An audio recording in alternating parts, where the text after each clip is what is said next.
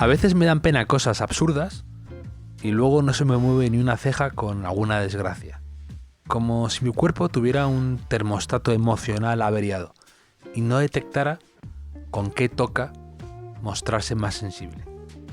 Por ejemplo, me da pena que no tengamos nombre para ciertas cosas, como ocurre con el chisme ese que se pliega en los hoteles cuando quieres dejar las maletas. Esa especie de butaca desplegable cuya existencia se limita a aguantar el peso de nuestro equipaje durante unos días. Y luego ya lo condenamos a la oscuridad de un armario o a un rincón. Bien, nadie le ha puesto un nombre a ese objeto. Cuando entras en la habitación de cualquier hotel puedes nombrar todo lo que está a tu vista. Cama, televisión, ventana, albornoz, Nespresso fake. Pero eso no. Es más, me he metido para buscarlo en Google y cuando googleas este chisme, una de las primeras búsquedas que te devuelve te lleva a Amazon, y cuando te metes creyendo que va a haber un nombre oficial que designe a este objeto como algo ya fijo, resulta que no, que es como si el mundo no hubiera alcanzado un consenso para denominar a esto. Y te pone al lado de la foto, te pone un párrafo como de 5 líneas que te dice: soporte para maletas hotel, portaequipajes plegable, portamaletas de madera para hotel, bastidores de equipaje, portabolsa de viaje, plataforma de aterrizaje. Bien, si esto sirve para que de aquí salgamos con un nombre oficial para este chisme, me gustaría que la primera opción que barajásemos fuese plataforma de aterrizaje. Esto hay que ponerlo de moda de algún modo. Bien, pues lo tengo comprobado. Llevo años de estudio fijándome, siempre hago la prueba. ¿Qué es eso? Y la gente no tiene claro su nombre. Algún flipado, porque siempre hay algún flipado, lo llama portamaletas. No, el portamaletas es más bien ese carrito que llevaría un botones y que en todas las pelis de enredos el protagonista la usa para esconderse y pasar desapercibido. Pues esto, que no haya un nombre para este objeto, me pone triste. Siempre que veo uno en una peli lo pienso. Siempre que llego a un hotel y dejo ahí la maleta sobre él, el pobre sosteniendo todo el peso de mi mundo durante esos días, lo pienso y lo acaricio. No lo acaricio, pero es injusto que haya para algunas cosas hasta 7 nombres distintos y para otras ninguno.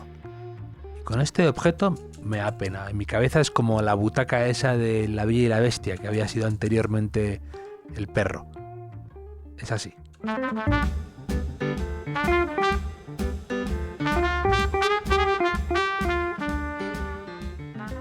Otra cosa absurda que me pone especialmente triste son algunas películas alegres. Puede sonar muy contradictorio o directamente paradójico, pero puedo ver una película durísima en el cine y salir de ahí intacto, porque lo esperaba, porque iba mentalizado, porque sabía a lo que iba. Pero luego, con alguna película feliz, de estas de fueron felices y comieron perdices, por algún motivo que desconozco, de repente me pone muy triste. Es algo con auténtica bajona del cine. Una de las películas que más me han emocionado en una sala fue la película La Terminal de Steven Spielberg, una comedia romántica sin grandes ambiciones que cuenta la historia de un hombre al que da vida Tom Hanks, que es de un extraño país soviético inventado. Y durante el viaje, cuando llega a la terminal del JFK, cuando llega a Nueva York, al aeropuerto, resulta que ha habido un golpe de estado fugaz, relámpago, en su país de origen y no puede salir de ahí. Y tampoco puede regresar. Se queda en una especie de limbo burocrático durante años atrapado en el aeropuerto, en esa terminal. Pues bueno, la idea de salir de un día de tu casa, de cerrar la puerta detrás de ti y ya no poder volver nunca más, me parecía muy triste, me parecía muy dura. Y aunque estuviera ahí encapsulada en una comedia tontorrona con Catherine Zeta-Jones, que al final acaba Tom Hanks con ella, y bueno, lo pongo en la balanza y dices, ni tan mal, Tom, no sé, un golpe de estado en tu país, acabar con Catherine Zeta-Jones en una escena romántica, prefiero casi lo segundo. Pero bueno, el caso es que con mi invitado de hoy de repente, cuando leía su libro, el libro de Ricardo Duda, que se llama Mi padre alemán, de repente venía a mi cabeza una y otra vez esa película. ¿Por qué? Porque el padre de Ricardo es de Prusia, que es un país que como tal ya no existe, pero él nació ahí.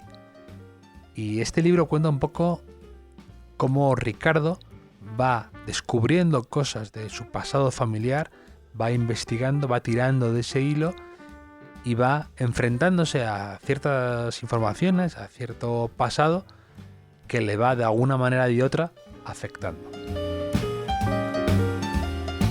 Y ya sé que no tiene nada que ver evidentemente con ese tipo de películas, pero esa idea de ser de un lugar al que ya nunca vas a poder regresar, aunque vuelvas, porque ya todo será muy distinto,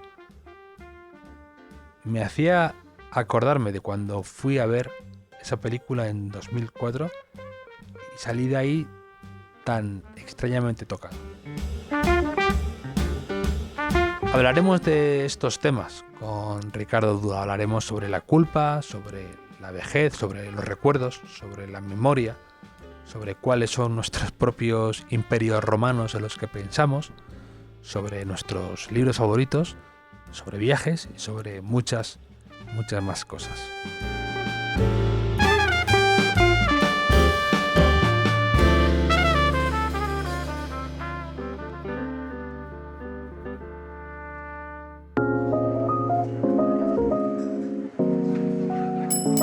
Bienvenidos al Hotel Jorge Juan con Javier Aznar, un podcast de Vanity Fair y Seagram's.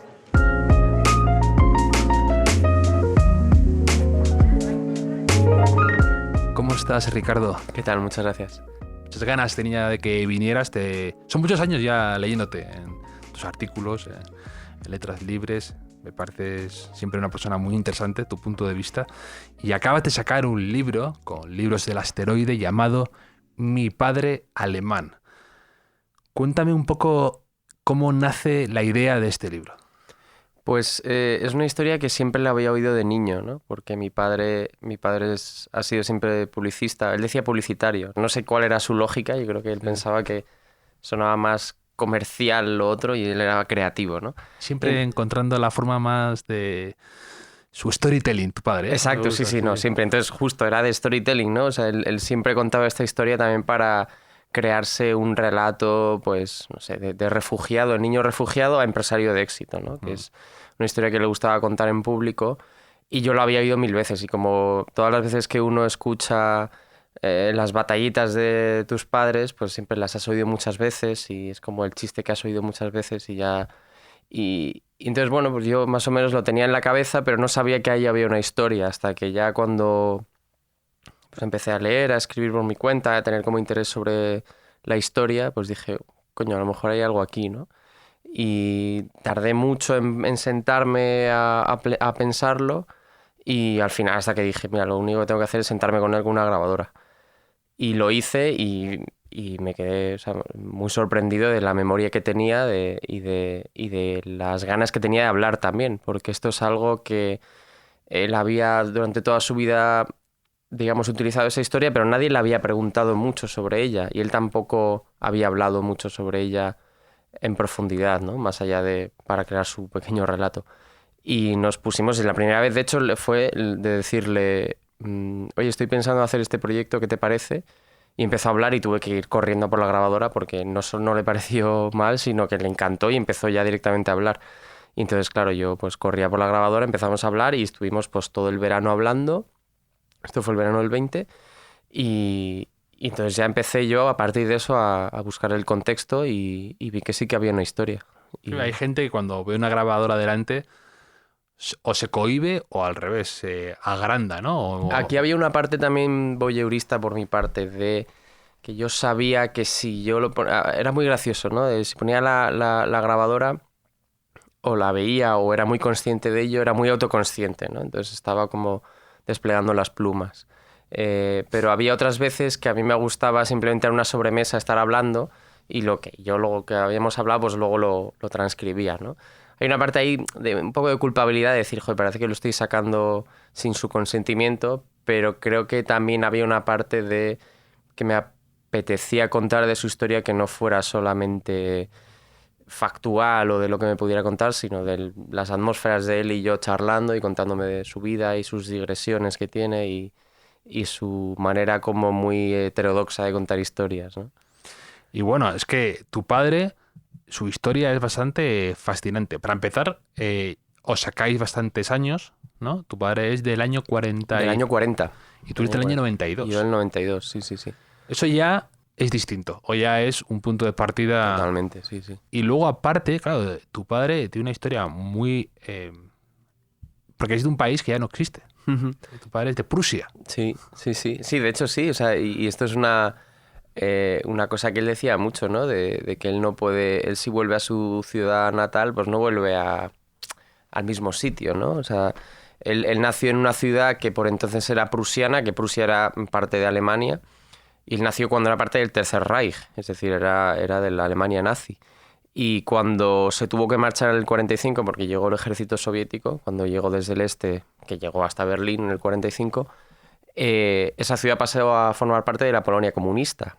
Entonces él, desde el 45 hasta que cayó el muro de Berlín, y de hecho hasta el 91 no pudo volver a su ciudad natal. Y cuando volvió, evidentemente, no tenía absolutamente nada que ver, no porque hubiera cambiado como cambian todas las ciudades, sino porque ya es que ni siquiera podía hablar en su lengua natal en su ciudad natal, ¿no? O sea, en su lengua materna en su ciudad natal. Y no había, y es algo fascinante, que yo estuve el año pasado ahí varias veces y no existe ningún rastro de la historia alemana en lo que es ahora Elbląg, que era Elbing, ¿no? Que es algo muy sorprendente, ¿no? Porque es verdad que Alemania perdió una guerra, pero uno va ahí sin tener idea de la historia de esa zona y no se puede imaginar que eso fuera otra parte que no fuera Polonia. Incluso en el museo de la ciudad, que hace un repaso de toda la historia de Polonia desde el siglo XV, no sale ninguna referencia a que eso fue durante 200 años Alemania, ¿no? Entonces, claro, pues mi padre, digamos que el orgullo que puede tener es construido después, porque él no ha podido volver y al final siempre los prusianos han tenido esa melancolía, esa nostalgia del, pues digamos, el paraíso perdido, claro, ¿no? Es que imagínate esa situación, ¿no? Tú ser de un lugar que no existe, que no es tal, que todo ha cambiado y tus recuerdos o tu sensación de haber pertenecido a algo lo han borrado del mapa, ¿no? Entonces, sí, es tremendo y además esto es muy... Yo creo que le pega al personaje, porque mi padre también es una persona... hecha a sí misma un poco, sí, ¿no? También, sí, totalmente. Y además, cuando se dice esto de hecho a sí mismo, siempre hay que mirar detrás, pero aquí digo, no, es que es de verdad, o sea, es un refugiado. O sea, es un refugiado que se mudó él solo a España. Y si todo lo que ha conseguido ha sido a partir de esa base, ¿no? Entonces, y luego también creo que ese desarraigo, digamos, de sus orígenes también le pega mucho a un personaje que él dice que siempre ha sido un culo inquieto, ¿no? Que nunca ha parado, que ha habido en muchísimos sitios, ha tenido unos cambios de profesión muy radicales, ¿no? Entonces, creo, él me lo decía siempre, que era parte de su herencia de refugiado, y luego cuando lees la historia dices, pues sí, hay cierto determinismo. A mí no me gusta mucho el determinismo, pero lo pienso y digo, pues sí, evidentemente, ¿cómo no vas a ser así si has sido un niño refugiado hasta adolescente, ¿no? Hay una frase en tu libro que cierra el primer capítulo, que es a modo como de presentación de tu padre, que me encantó, que dices: ha sido y será siempre el único alemán, prusiano, luterano, trombonista, refugiado de la Segunda Guerra Mundial, que le reza a la Virgen del Rocío. Y ahí ves reunidas todas las características aristas de tu padre y de cómo es una persona con una... pues se nota lo que tú dices, de que ha ido cogiendo de aquí y de ahí y se ha ido construyendo él quién es. Totalmente. Se lo quitaron. Sí, de hecho, yo tengo un amigo que es muy católico, que se queja de que los protestantes son muy así, ¿no? De hacerse la religión a la carta Y mi padre es eso, ¿no? Un luterano que le reza a la Virgen del Rocío, ¿no? Es como que... Y tu hermana, de hecho, lo Claro, dice, sí, mi hermana se llama Marta Rocío por la Virgen del Rocío. Y luego en agradecimientos pides perdón por revelar toda su identidad. Sí, porque era un nombre que siempre le ha dado vergüenza, ¿no? Porque parece como de telenovela mala venezolana o algo así. Pero que tiene un pequeño altar tu padre, ¿no? Sí, tiene, y de hecho enciende una vela cuando... De hecho la tiene... Yo al principio... O sea, muchas veces la encendía para, pues hay algún, yo qué sé, le digo, oye, tengo esta cosa, o mi hermana está buscando trabajo, o yo cuando tenía exámenes en la carrera, no sé qué, pero ahora la veo siempre encendida, entonces no sé, supongo que se ha vuelto él ya más místico, ¿no? La tiene siempre ahí encendida y es muy gracioso. Y luego, si a él le preguntas, él es luterano, o sea, él dice, yo soy protestante, y no te sabe decir muy bien por qué, porque no es religioso mi padre, pero yo creo que es la manera que tiene de conservar su identidad alemana o prusiana, ¿no? Y dice, nos casó un cura etarra porque era el único que aceptaba casar a un luterano con una católica. Exacto, ahí hay una historia que tengo que investigar más, sí. O sea, además, en este primer capítulo yo quería lanzar todas esas cosas porque es un poco como las he ido yo oyendo. O sea, mi padre, él ha ido contando estas cosas como con indiferencia, ¿no? Como si fuera cualquier batallita. Y entonces estás como a lo mejor, sí, papá, no sé qué, y me dice, ¿cómo? Espera, ¿qué acabas de decir? ¿No? O sea, has dicho una cosa que podría ser interesantísima, de la que podría estar hablando 2 horas y te la dice como... Sí. Luego te dice qué quieres comer, ¿no? O sea, ¿no? Eso es un poco de padre. Te sí, totalmente, sí. De repente abrir una puerta inesperada y decir, pero que...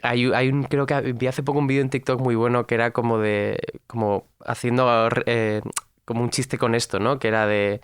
Cuando tu padre te dice que estuvo jugando con, yo qué sé, con Kobe Bryant, no sé qué, y te lo dice como entre risas, ¿no? Como le dices, yo qué sé, en plan, la llegada del hombre a la luna, y dice, sí, claro, sí, yo estuve con estos ahí, no sé qué, por cierto, ha traído mamá apoyo de la, no sé qué. Sí. Y es muy de padre, ¿no? Como que ha hecho cosas fascinantes, pero luego está como en el día a día ahí, o sea, la suda. Sí. Además, hay una cosa que también dices de tu padre, bueno, que tu padre dice, que lo llama en jerga publicitario, dice, ese es mi unique selling proposition, ¿no? Que habla de su diferenciación, que Exacto. es lo que le hace un poco distinto, y tiene muchos elementos de eso, continuamente lo vas viendo, ¿no? De tu padre, para lo bueno y para lo malo, es irrepetible, ¿no? En cuanto a su vida, su proceso, su forma de llegar a España. Y eso a veces es muy importante tenerlo, ¿no? El ser un poco distinto y ser un poco memorable, por eso. Sí, y él siempre ha utilizado eso como... Claro, es como que no le ha costado esa diferenciación, ¿no? Casi como que le ha salido natural, porque imagínate, pues un hombre alemán que llega a Burgos en el año 63, cuando llegó él por primera vez a España... Pensando que iba a hacer calor. Dices. Claro, pensando que iba a hacer calor y que le tuvieron que incluso... Él se trajo ropa de primavera y tuvo que pedir un paquete desde Alemania que le costaría una pasta para que le trajeran abrigos, ¿no? Y cuando les llegó ya se había pasado el frío tremendo, ¿no? Entonces, claro, él llega allí y de pronto pues es... imagínate Burgos en el 63, o la España en el 63, o sea, católica cerrada, homogénea...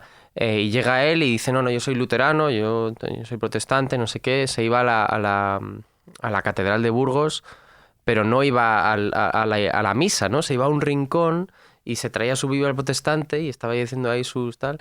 Entonces es como que no, ser el diferente como que le ha venido desde el principio, ¿no? O sea, y claro, pues eso, y él también, por ejemplo, este de Unique Selling Proposition era como lo usaba también porque él siempre ha utilizado su historia para crearse un personaje de, pues eso, de un Don Draper, ¿no? O sea, una cosa así. Un Don Draper es buena, muy buena. Sí, porque tiene, ¿no? ¿Te acuerdas de Don Draper que tenía ese pasado que de... había estado en Corea, claro, exacto, y que todo eso, luego ¿no?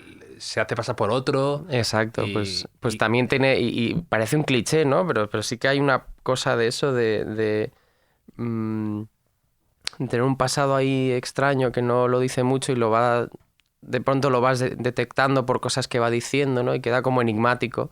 Y yo creo que lo ha jugado siempre un poco con esa ambigüedad y tal. Y luego lo que comentas de repente descubrir cosas de tu padre extravagantes o extrañas, también me hace gracia cuando hablas de que tu padre, dices, lo mismo en su casa, en el hoyo, como lo llamáis, lo mismo conserva un calendario de un taller Sí. que una foto de su abuelo desactivando una bomba, ¿no? Sí, sí, sí, es una cosa muy... De su padre, sí. que yo he intentado como detectar de dónde, ese caos de dónde puede venir, ¿no?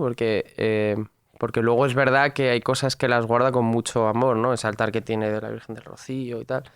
Y yo creo que a veces tiene una relación un poco, como ha tenido una vida tan Claro. larga y dramática, hay veces que no le apetece recordarla, ¿no? Y Ya.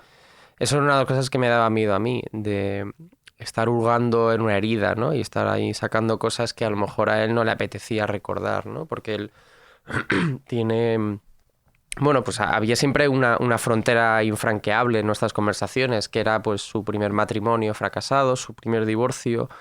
Yo tengo 4 hermanastros, ¿no? Entonces siempre ha sido como una especie de tabú y entonces pues yo creo que hay una parte comprensible de su desdén hacia los recuerdos que bueno, pues a lo mejor no quiere hurgar en algo que le ha dolido o que, no sé. También él ha tenido siempre una actitud de mirar hacia adelante, que también era un poco lo que pensaban los alemanes de esa época, de decir, no vamos a estar en la posguerra inmediata, no se pusieron a pensar en la guerra. No lo hicieron hasta que no llegaron los hijos de la guerra y que se quedaron en Alemania y empezaron a decir, oye, ¿qué hicisteis en la guerra? Oye, ¿cuál fue vuestra involucración? No se miraba mucho hacia atrás. Y entonces mi padre nunca ha sido nada de digamos, regodearse en el pasado. Has visto también, hablando antes de vídeos de TikTok, hay un sketch de Norm Macdonald que me hace muchísima encanta, gracia. me encanta. Se murió hace poco el Sí, pobre sí, y tiene un murió humor. de cáncer, ¿no? O de algo Sí, así. sí, además como que no se lo había dicho nadie. Sí, sí, sí. Y habla un poco del tema de... Dice, ahora hay mucha gente obsesionada con el miedo a Corea del Norte, a China. Dice, yo, permitidme que os diga que tengo un poco de miedo todavía a Alemania. Dice, porque Alemania de repente un día dijo, voy a hacer una guerra contra el mundo. Y dice, y Creo uno- que lo he visto. Uno diría que eso estuvo, que fue rápido y fue fácil y estuvo bastante cerca de ganar Alemania al mundo. Me encanta además cómo maneja los tiempos, Total, ¿eh? O sea, es es impresionante. impresionante. O sea, además tiene chistes de estos de irse a Conan o algo así Sí. y mantener a la gente 5 minutos para un delivery final que es una tontería, ¿no? O sea, me Y parece... luego tiene esas referencias, era un enfermo de la literatura rusa y tiene como Sí. un poco distinto y, No, y es tiene, fascinante. tiene esa capacidad para aguantar serio, lo que dices tú, el timing. Sí, También total. tiene alguno... y tiene cosas muy bestias. Sí, Pero súper bestias. Las del 11S creo que hay alguna. Sí. También le hacía trampas a otros, a los que estaban con él, ¿no? Les metía en líos para que se rieran con una... Creo que hay una que dice algo como del 11S y se ríe uno y entonces él le dice, oye, tío, no, que es muy serio esto. Sí, preparar la trampa Exacto. para que el otro cayera. Pero vamos, el libro de tu padre además luego de verdad que toca temas también muy duros o serios, ¿no?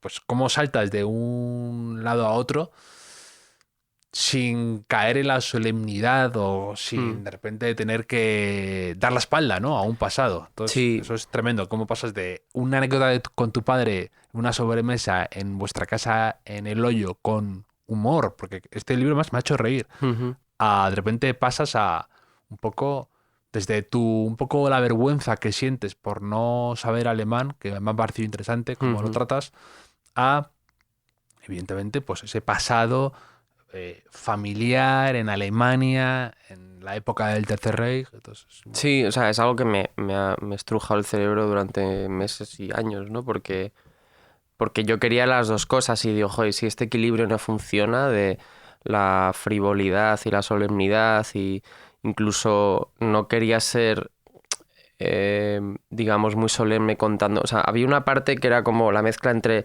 quería contar algo muy dramático sin quedar cursi o kitsch o demasiado solemne, porque parece como que cuando uno habla de esta época,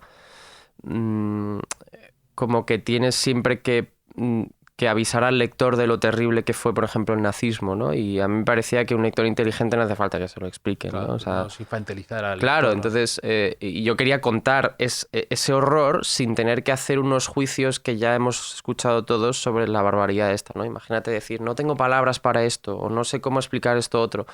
Y es como, yo creo que eso, o sea, era quería huir del cliché y al mismo tiempo no quería pecar de frívolo, ¿no? De que pareciera que estoy escribiendo una cosa pues como si no me importara, ¿no?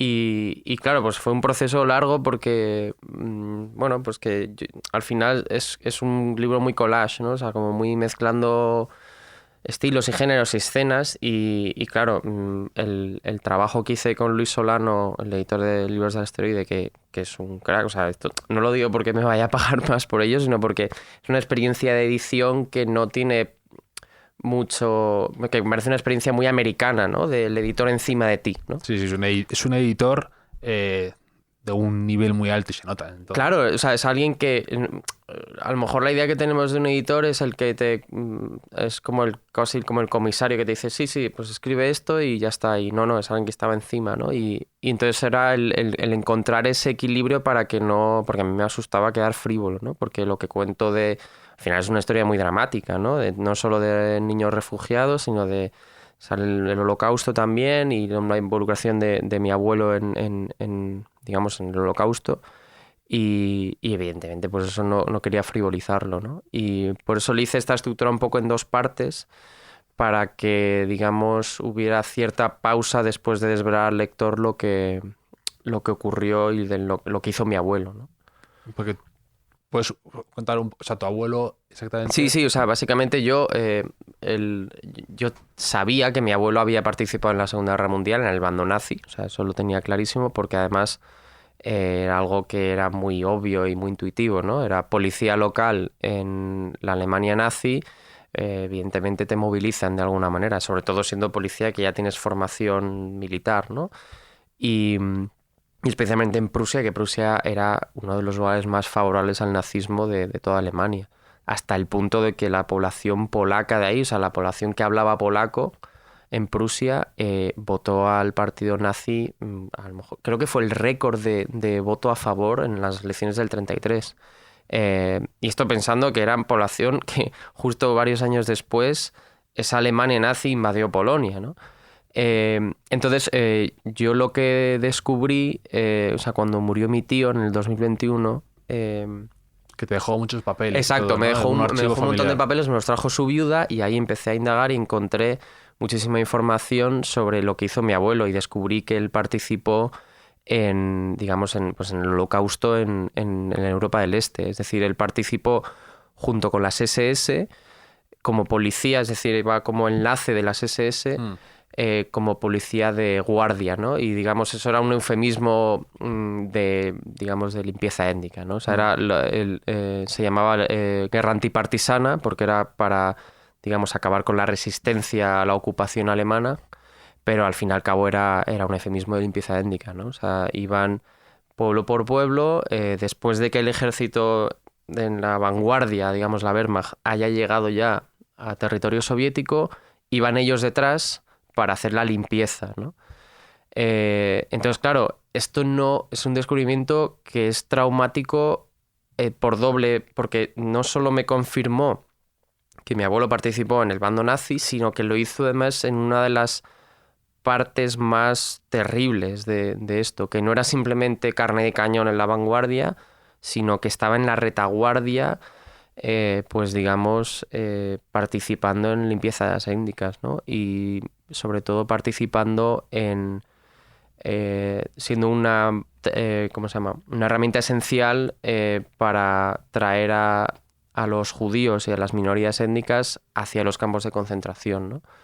Entonces, claro, esto en un libro que empieza siendo más o menos frívolo porque sabía que iba a ser solemne también, pues ha sido un equilibrio muy difícil de mantener y también era una tentación de hacer una digresión larguísima sobre esto, ¿no? Porque de hecho aquí hay otro libro que yo ya estoy investigando exclusivamente histórico de esta parte, porque aquí me di cuenta de que si seguía un poco mi intuición no acababa nunca, porque seguiría yo investigando y seguiría queriendo. Entonces hay muchas cosas que he sacado del libro porque al final quería que fuera un libro sobre mi padre y al final pues se ha convertido en un libro en el que los dos reflexionamos sobre lo que hizo mi abuelo, ¿no? Y eso me costó mucho, tardé muchísimo en confesárselo. Pero eso tiene que impresionar mucho, sobre todo, y más allá de verdad, de juzgar lo que hizo un familiar en el pasado o lo que sea, sino tiene que impresionar tú, que además eres un chico joven, el salto que hay, o sea, como digamos, los grados de separación tan pocos que hay de tu vida aquí en Madrid a tu abuelo metido en la Total. Segunda Guerra Mundial, Sí. ¿sabes? En todo Sí, este... sí, lo de los 6 grados de Sí, separación, exacto. ¿no? O sea, Entonces, que hay poquísimos. O sea, esto era algo que pues, pensaba, yo me acuerdo de te da hablar vértigo eso. con amigos, ¿no? De decir, ¿cuánta gente hay entre tú y no sé quién, ¿no? Sí, sí. Alguien famoso, ¿no? Y siempre encuentras muchísima menor, o sea, una conexión muy cercana, más cercana de lo que piensas, ¿no? Hay un chico en Instagram que se dedica a hacer eso, con todo, Es verdad, con lo he sus visto. fotos. O Sí, sea, sí, dice, sí. Llévame de ti Sí, a es verdad. Elvis Presley. Y lo Sí. consigue. O sea, Sí. Pues mira, aquí, o sea, la conexión es muy... O sea, está mi padre, luego o sea, me refiero entre yo y Hitler, ¿no? Que parece una frivolidad, pero es que da miedo pensarlo porque mi abuelo estuvo bajo las órdenes de un criminal de guerra nazi que se llama Friedrich Jekyll, que él era el segundo de Himmler, ¿no? Y bueno, y Jekyll evidentemente también era muy cercano a Hitler, ¿no? Entonces, mi abuelo participó en el grupo de combate Jekyll, que era comandado por este jerarca nazi de las SS, y claro, o sea, la conexión con Hitler era muy, muy cercana, ¿no? Y es un personaje muy siniestro al que estoy investigando mucho porque no se conoce mucho de él y me parece casi una caricatura del nazi, ¿no? Porque sobre todo por unos orígenes de resentimiento desde que se casó con una mujer judía, luego la abandonó, y entonces él siempre decía que le perseguía su mujer judía porque era, bueno, pues todos los tropos y clichés que había nazis sobre los judíos, y tenía una historia, estremecedora, ¿no? Y creo que no se conoce mucho, solo he encontrado pues algún paper específico sobre él y es un personaje que no he visto nada de historiografía más o menos divulgativa, ¿no? eso impresiona. También tiene un libro parecido, Laura Alzola Kirsens, que con Libros del Cao, que también habla de sus abuelos. ¿Que son de cartas, puede ser? Sí. Sí.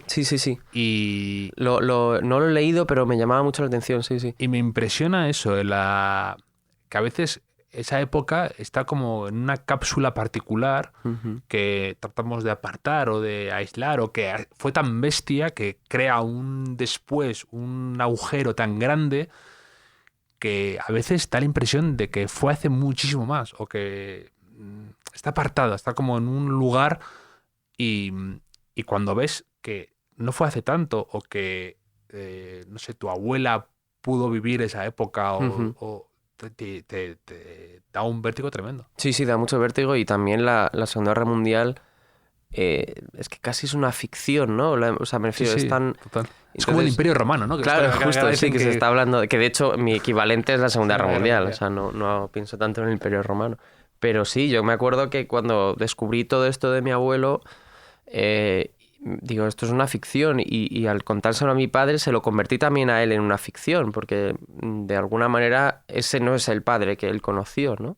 Y él dice, bueno, pero yo lo recuerdo tan formal, tan no sé qué, y sí, o sea, es algo tan difícil de procesar y además está tan presente en la cultura popular Claro. que es casi como si de pronto descubres que tu abuelo era de ficción, ¿no? Y además esa idea de villano perfecto, que bueno, es que esto se dice mucho, ¿no? De que esto si lo haces en ficción te dicen esto está muy estirado, está muy cliché, lo que sea, pero este Friedrich Jekyll, bajo las órdenes o sea, mi abuelo estuvo bajo sus órdenes, es un villano caricaturesco. O sea, de un nivel, pues de una crueldad que a lo mejor si lo hicieras en ficción, pues no Sí, no un te lo Hans Landa creerías. de estos Exacto, de sí. Baito de Bastardos. Sí. Y luego también, es que todo eso impresiona, ¿no? También cuando antes has dicho que tu padre nació en la época del Tercer Reich un poco, también ahora me pasa que de repente cuando ves me meto en Wikipedia a ver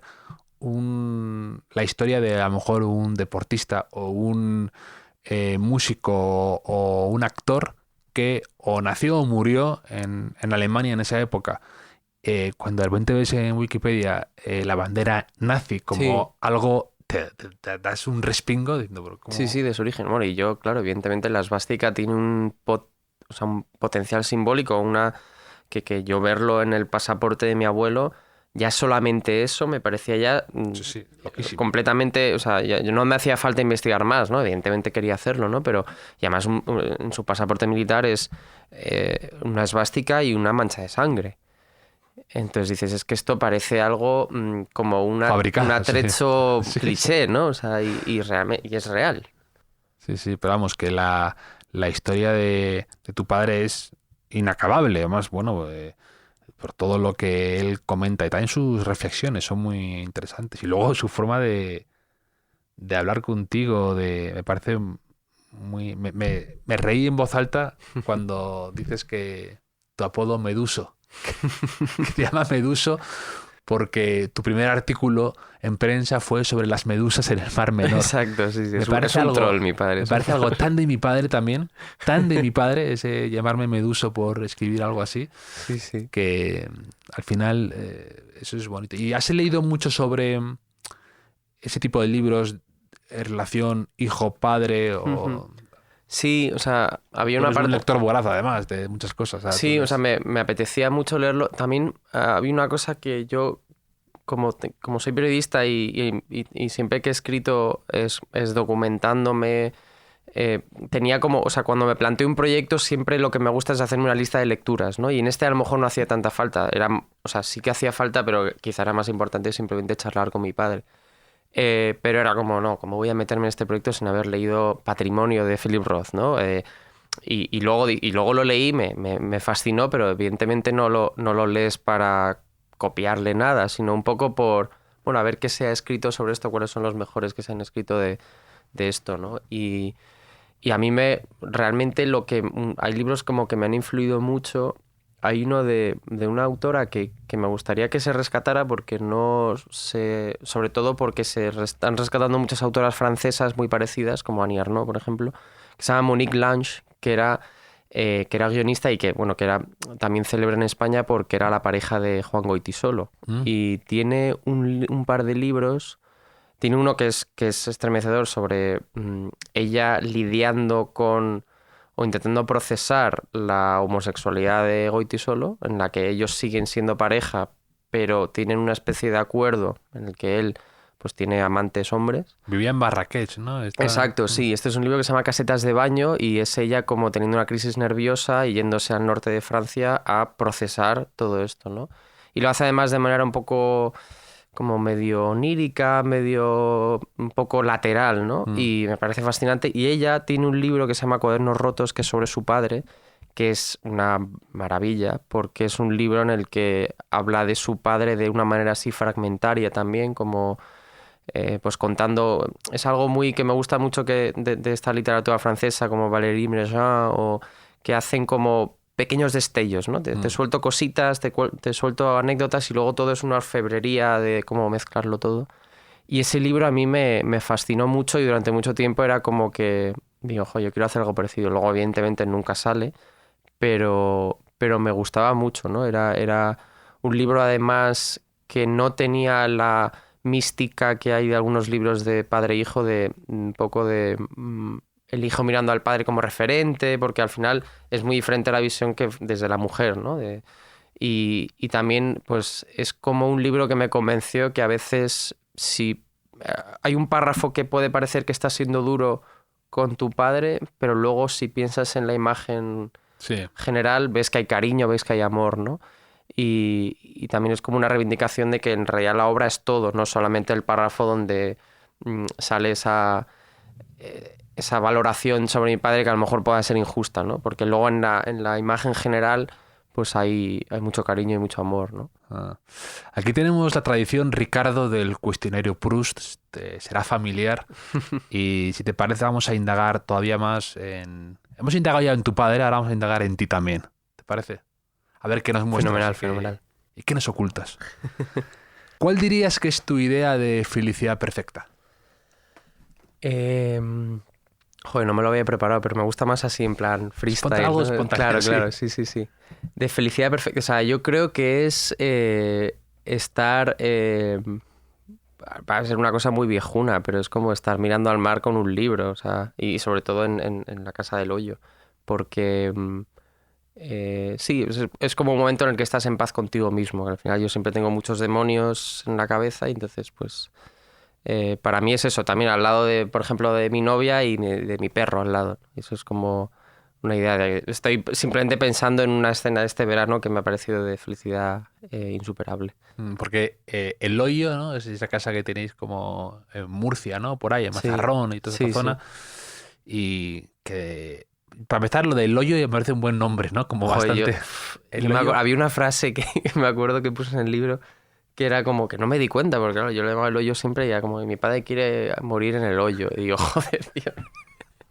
Claro, queda horrible, ¿no? O sea, y es muy gracioso porque es un sitio que el otro día me entrevistaron en la radio de Mazarrón y no sabían dónde estaba. Y eso está a 10 kilómetros, porque es una región con tan poca identidad de decir, pues somos de aquí de toda la vida y defendemos esto y yo soy de aquí de toda la vida. No, el hoyo, uno lo llama el hoyo, otro lo llama la playa para Palazuelos, otro lo llama la cueva del hoyo, otro lo llama no sé qué, o sea, y es muy gracioso, ¿no? No tienen... Además, decías que cuando tu padre se compró la casa, claro, en la época que no había Google Maps y todo esto, que dejaba las luces del coche Exacto, encendidas sí. para como un modo de... Cuando venían invitados, venían amigos de Madrid o lo que sea, que tenían un largo viaje para llegar hasta ahí, pues claro, antes les ponía el coche en la carretera con las luces puestas, sí, sí. Sí, eso me recuerda un poco, me acaba de venir a la cabeza un cuento, una historia de Daniel Gascón, amigo tuyo, él estuvo aquí, que hablaba de un libro que tenía, un librito que se llamaba no sé qué, cotidiano. Sí, la vida cotidiana. La vida cotidiana. Era la vida... Joder, me va a matar, si no me acuerdo. La vida cotidiana, creo que sí. Y tenía un cuento que hablaba de que estaba con una chica una vez en el coche, el personaje protagonista, y entonces estaban ahí, pues, lo típico, y se había dejado las luces encendidas. Y la chica le dice, apaga las luces, que no va a venir Batman. Es muy bueno. Es muy Gascón esa historia también. Lo de Batman. Y no, pero que ahí tú has escrito mucho, ¿no? En El Hoyo, entiendo, ¿no? Sí, o sea, es donde... también es verdad que uno llega ahí pensando... No sé si te pasa, pero tienes como una idea de que vas a concentrarte mucho en este sitio y luego tienes tantas expectativas de que vas a estar ahí y digo, aquí va a salirme todo perfecto, ¿no? Y de pronto pues no te funciona, ¿no? Siempre lo idealizo mucho, ¿no? Me gustan mucho esas películas que nos montamos. Sí, como total. en tu cabeza era espectacular, ¿no? Exacto. Lo de la... va a ser un mes de reflexión, introspección, Total. lecturas... Y luego estás viendo en TikTok un vídeo de Es que Norm yo me Macdonald. siento muy culpable cuando estoy ahí y de pronto me pongo algo en Netflix. O sea, y digo, pero no, hombre, que estoy aquí, que estoy en el lugar ideal para estar haciendo algo creativo. Además, comentas que no hay mucha cobertura. Eso es un buen Claro, eso está añadido. muy bien, pero hay wifi, entonces con wifi ya, pero sí, lo que no había era cobertura y durante mucho tiempo no había wifi y hasta hace a lo mejor 5, 6 o 7 años, no me acuerdo.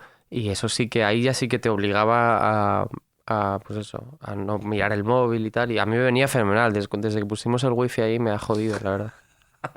Es que yo veo muchos libros y cosas así de gente que escribe que me da una envidia. Me da una envidia que es una tontería. O sea, me impresiona a veces cómo nos complicamos la vida.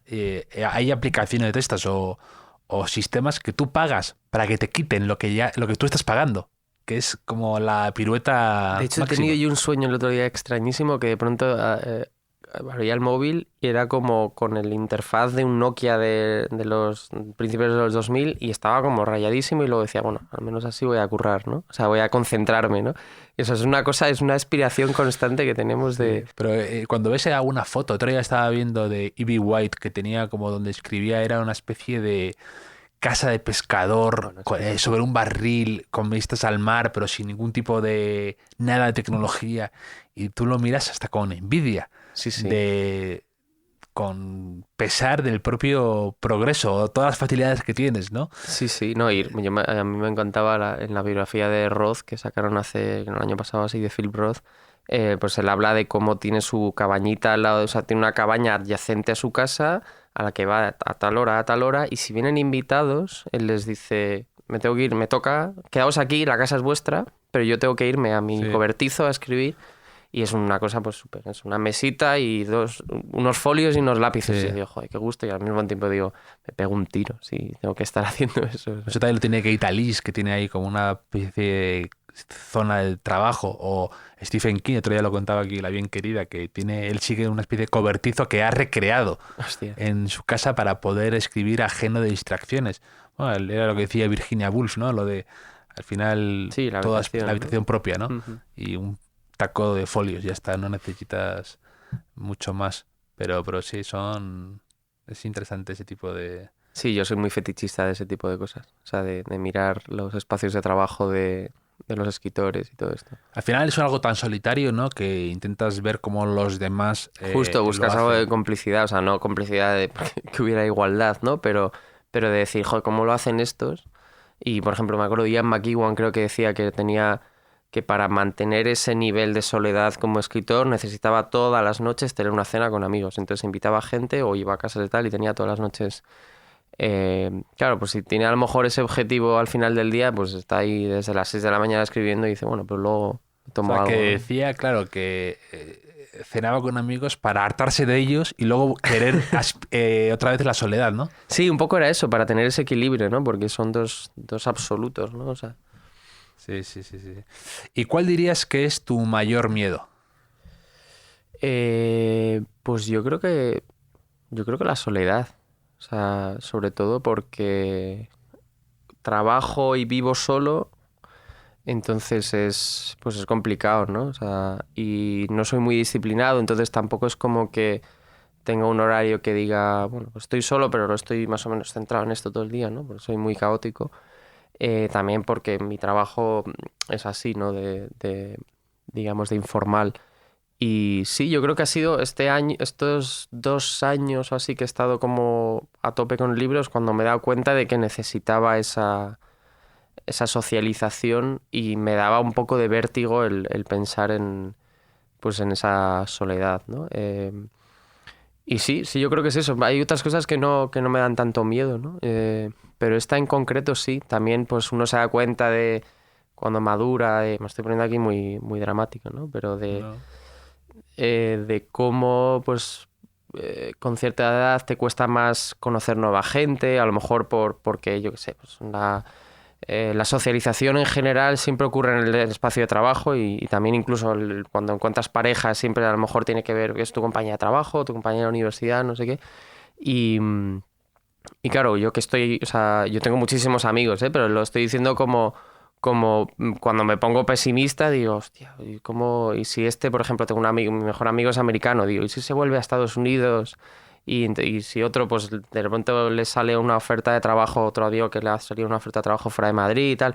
Y digo, hostia, ¿qué hago yo, no? ¿Cómo Sí. se hacen amigos ahora con 30 años? Esta es mi plantilla. No, si hay un movimiento... Claro, sí. Y luego que a mí me gusta tener 4 amigos y ya está, ¿no?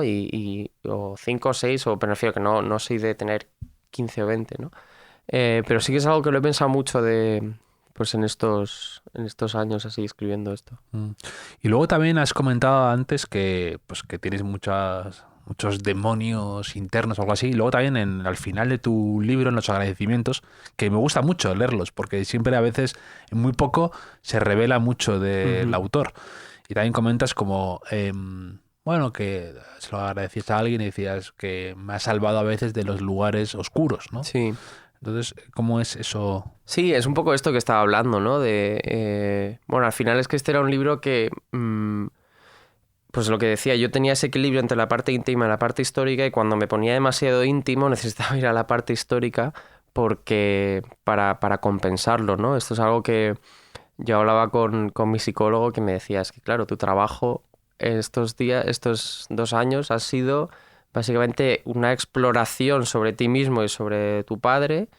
Y entonces no tienes un descanso o sea, vas a verlo a él y cuando vuelves como si estuvieras siguiendo con él, ¿no? Y como que no he tenido una separación, ¿no? Y claro, eso pues creo que está bien si tienes una escapatoria, pero yo estaba ahí muy metido porque también tenía muchas ganas de escribirlo y ha sido complicado, o sea, y es lo que te digo, o sea... Que te consume eso. Sí, claro. te consume y al final es un poco un cliché, ¿no? Esa cosa de, lo he sacado todo. No, evidentemente uno no lo saca todo, hay mucha autocensura, y hay mucho recorte y mucho tal. Pero pensarlo si lo piensas, estás pensándolo todo y entonces evidentemente pues será como, joder, pues no, un martes por la noche a lo mejor me apetece estar viéndome una peli en la cama y no estar reflexionando sobre si mi padre me quiso o no y sobre todo este tipo de cosas, ¿no? Entonces, y como yo tiendo hacia la melancolía, pues evidentemente pues ha sido... Tiendo hacia la melancolía. Sí. ¿Un rasgo que no te guste de ti mismo? Yo creo que la falta de disciplina, porque no me gusta romantizarla, me encantaría tener disciplina. O sea, no es algo de lo que quiera enorgullecerme, ni ya no tengo 16 años como para considerarme bohemio ni nada. O sea, me gustaría tener un orden y tener como pues una agenda y tener como, ¿no? O sea, yo tengo agendas, pero luego nunca las miro y lo apunto y se me pierde todo. Entonces, A tener una agenda de verdad. O sea, además de verdad, o sea, yo física tenía escolar. la física, pero para verla, para que fuera que me interpele todo el rato, para decir, coño, está ahí y hay cosas que hacer, ¿no? Y no, es que no tengo disciplina y ahora lo estoy intentando, ahora que he terminado el libro, pero vamos, yo Sí, además, aspiro... siempre uno quiere lo que en esos momentos no tiene, ¿no? A veces, Claro, sí. pues tú que eres periodista, que puedes estar yendo aquí para allá, que es una cosa muy bonita también lo que hacéis, la revista que sacáis todos los meses, que a mí me encanta. Eso visto desde fuera a la gente le puede chiflar, ¿no? Tu libertad para entrar, salir sin horarios, y tú en cambio aspiras o echas de menos a veces ese horario de 9 a 5 Sí, o sea, gris en una oficina a veces también, ¿no? me encantaría, o sea, hay una ensoñación con eso o incluso también la idea de decir, no, me lo impongo yo. Yo tengo muchos amigos que también trabajan en casa y se ponen unos horarios muy estrictos y es que no sé cómo lo hacen, ¿no? Es que no, yo no sé, no, y sí que lo envidio, o sea, envidio muchísimo los trabajos estos pues, de un amigo que sale del trabajo y ya no tiene absolutamente que pensar en nada hasta la mañana siguiente, ¿no? Y si le llega un mensaje y dice, sí, mañana te digo, ¿sabes? Ya, pero yo creo que en el fondo va un poco unido. De algún modo, creo que, o sea, evidentemente, todos podemos tener más disciplina, más orden, más. Pero que al mismo tiempo, creo que en lo que tú haces y tu forma de escribir y tu forma de usar referencias, de algún modo te lleva a una cierta falta de disciplina porque Sí. estás leyendo, porque empiezas tu libro y quieres leer de repente no sé qué de Philip Roth y de repente consultas algo y te Sí. lleva esto a otra cosa.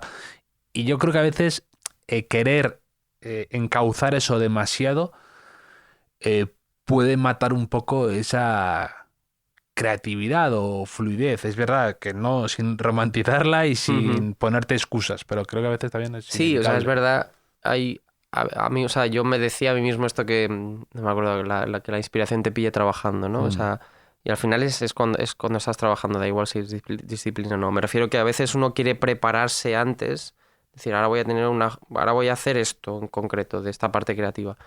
Y en realidad te sale cuando ya estás dentro escribiendo, ¿no? Yo no sé lo que pienso de algo hasta que no lo estoy escribiendo. Pero sí, o sea, es un poco, hay una romantización y es verdad que, por ejemplo, creo que justo Dani Gascón me decía que era un libro muy neurótico como yo, ¿no? Y digo, pues mira, eso está bien porque... Buen elogio. No, pero a mí me gusta, es que yo soy así, yo soy Tough muy... love, eso, ¿no? Que dicen. Sí, muy neurótico, o sea, y digo, pues me parece un elogio de verdad, porque... Dile a Dene Gascón que no te haga la faja, ¿vale? Que no, es un libro neurótico, punto, como tú. Como el punto. autor. Yo me lo tomé muy bien, ¿eh? Sí, Te lo sí. digo en serio, porque creo que digo, pues entonces significa que es mío, ¿no? Que yo soy así, Sí. ¿no? Y un poco de caos y además también es el tipo de libro que me gusta leer. Me gusta que una cosa así medio collage, medio género un poco híbrido, ¿no? Y sí, o sea, neurótico, pues mira, lo defiendo, reivindico la neurosis. ¿Y un rasgo que no soportes en los demás? La verdad es que estoy muy poco juicioso, entonces no... Yo creo que... Bueno, quizá la arrogancia, ¿no? O sea, es algo que me molesta... Sí, la arrogancia como... O sea, como lo opuesto a la humildad, ¿no? O sea, como que me gusta... Me gusta la gente... Me gusta la gente humilde y sobre todo me gusta a veces gente que... digamos que... Piensas que, por ejemplo, imagínate, yo conozco escritores, periodistas, gente que está en el mundo de, pues a lo mejor cercano a la política, ¿no? Y me gusta cuando de pronto no hablan de eso, ¿no? O sea, no te están hablando de lo que sea, de haciendo incluso small talk, ¿no? O sea, y me gusta mucho, ¿no? Que de pronto pues alguien que piensas que va a estar hablándote constantemente sobre política o sobre, yo qué sé, sobre la amnistía o Puigdemont, no sé qué, y luego estás hablando del verano y del amor y de la vida, ¿no? Entonces es algo que me gusta... Sí, o sea, como que no me gustan mucho los cerizos, ¿no? O sea, más que nada, claro, son dos mundos, ¿no? Uno es el del trato personal o social, como que no me gusta esa conflictividad. Me refiero que yo, si me encuentro a alguien que a lo mejor no me ha gustado pues, sus opiniones políticas o pienso que no sé qué, nunca se me va a notar o quiero que no se me note, porque además yo creo que valoro más las personas que las ideas, que esto es algo que me ha costado cambiarlo, porque siempre era muy del poder de las ideas, ¿no? Isaiah Berlin, tal, o sea, las ideas mueven el mundo, no sé qué, y luego tiendo a ser un poco más... no sé, que valoro mucho más pues el trato personal y ese momento con alguien de complicidad. Dando la espalda a Isaiah Berlin. No sé si te dejan volver a entrar en otros No libros. me van a dejar entrar, no me van a dejar entrar. Es que Berlin a veces era un poco, no sé, parecía muy idealista, ¿no? Muy... Tiene también un libro suyo, ¿no? También amigo vuestro, González Ferri también, ¿no? Sí. Él, de hecho, como fue editor de Letras Libres, ha escrito mucho sobre Berlin y yo creo que tanto él como Dani Gascón, como todos los que hemos entrado en Berlin, luego creo que hemos discrepado un poco con él yo creo que soy más de Hitchens que de Berlin, ¿no? O sea, porque hay un artículo muy bueno de Timothy Garton Ash que hace como los dos tipos de liberalismo, ¿no? El de Berlin y el de Hitchens, ¿no? Y ambos tienen cosas muy negativas, y positivas. Pero creo que Hitchens era un poco la mosca cojonera que insistía en meter el dedo en algunas cosas y Berlin era como más en las nubes, ¿no? Entonces, no sé, como... no sé ni por dónde estábamos, pero vamos, No, sí. Hitch, de Hitchens, ¿cuál es tu...? Hace poco estaba volviendo a leer sus memorias, que precisamente las traduce de Gascón. Son muy buenas. Y qué tipo más interesante y brillante, además, por momentos también. Y también ahora estaba recuperando un poco libros de Martin Amis. Martin Amis con La guerra contra el cliché, que me parece un librazo. Ese no lo he leído, lo tengo muy pendiente, sí. Pues es muy tuyo, además. Incluso, te digo, me recuerda en cosas de aproximaros a libros. Pero esa camarilla... Fíjate que yo no soy muy de camarillas, me aburre mucho. No, a mí ese mundillo tampoco me divierte mucho. Pero era brillante Hitchens, sus discursos, sus debates. El libro ¿cómo se llama? El que lo escribió precisamente en Vanity Fair, artículos, cuando habla de que se va a morir, ¿no? Sí, el de Mortality, sí. Sí, es tremendo. Su aproximación de un ateo incondicional a la muerte, a su irremediable muerte. Sí, es que de Hitchens también se le metió mucho en los cuatro caballeros estos del ateísmo, ¿no? De Four Horsemen of... y se le metió mucho, se le encasilló en esa faceta que es la que menos me ha interesado. De hecho, los libros sobre Dios suyos no me han interesado nunca. Me ha gustado mucho más pues cuando habla de literatura inglesa o te habla de, pues eso, en las memorias o este librito que tiene sobre... que es como, no me acuerdo el nombre, está en anagrama, pero esto es como de consejos para ser un contrarian o algo así, ¿no? Y que lo ves como... que está además yo en el anterior libro que escribí, que era sobre la corrección política, que yo me metía mucho con los incorrectos, ¿no? Los falsos incorrectos que van de rebeldes y luego no... y lo hacen desde el privilegio, ¿no? Y este librito parecía como un libro para un chaval cabreado que dice todo el mundo está en contra de mí y sin embargo no era eso, ¿no? Es un libro bastante... como que te dice, antes de, digamos, esa crítica feroz la tienes que partir siempre desde la autocrítica y desde un poco desde el self-loathing, ¿no? Desde ese auto-odio medio irónico del que luego es mucho más, digamos, legítimo o interesante criticar, ¿no? O sea, te pones tú desde el principio como alguien falible y entonces ya a partir de ahí ya puedes dar lecciones, ¿no? Y... ¿tu último gran viaje?